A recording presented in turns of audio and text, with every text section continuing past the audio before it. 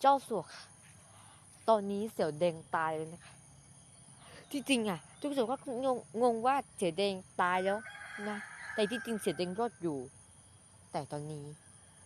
เห็นแล้วใช่ไหมคะเจ้าสัวว่าเสี่ยวเดงเสียชีวิตแล้วเพราะว่าเป็นฝีมือนายแม่ค่ะเพราะว่านายแม่ตอนที่ดิฉันไปเห็นนายแม่ก็จะฆ่าดิฉันด้วยค่ะถ้าสุดรักชอบยังไงคะเรื่องนี้ถ้าดิฉันตายขึ้นมาล่ะคะ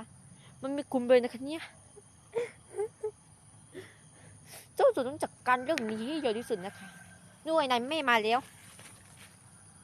อ้วก็ว่าเหมือนกันนั้นรู้สึกทำแม่งอย่าถ้าเป็นฝีมือนายแม่จริงอ้วจัดการให้เร็วที่สุดเลยนายแม่นี้มันร้ายจริงๆตอนนี้อ้วไม่ไหวแล้วอ้วจะฆ่านายแม่เลยด้วยนายแม่มาแล้วนายแม่ลืมมานี่ก่อน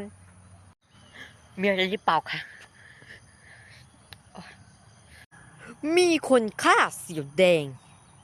แต่ครั้งแรกเสี่ยวแดงรอดมาได้แต่ครั้งนี้เสี่ยวแดงตาย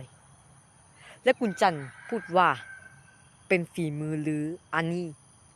ลือนั่นแหละตั้งใจฆ่าแล้วลือก็จะฆ่ากุนจันอีกใช่ไหมเนี่ยลือนี่มันเลวจริงๆอ้วกต่อจากไปนี้กุนจันจะขึ้นมาเป็นนายแม่เรือนทองส่วนลือจะลองเป็นจะตอนนี้จะลองเป็นบ่าวและส่วนแม่หนุนก็จะลงไปเป็นรองแทนจากบ่าวแม่หนุนจะกลายเป็นรองส่วนลือเป็นเมียรองสุดเลยและอัวอีไม่กี่วันลือตายแน่ใช้สกัดสัวและเจ้าสัวลองเปิดที่แขนในแม่ดูสิว่าแขนในแม่มันมีว่านแมลงทับแล้วตอนนี้แขนในแม่ก็มีเริ่มมีว่านแมลงทับและไม่อีกไม่นานในแม่ก็จะตายเพราะว่าในแม่ทำกรรมมาเยอะดิฉันต้องขอโทษด้วยนะคะในแม่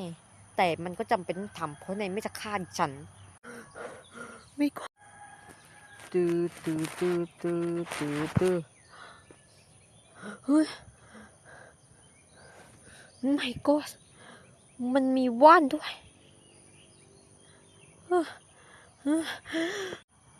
ไม่นะยิ้มเนี่ยฉันก็ตายอยู่เนี่ย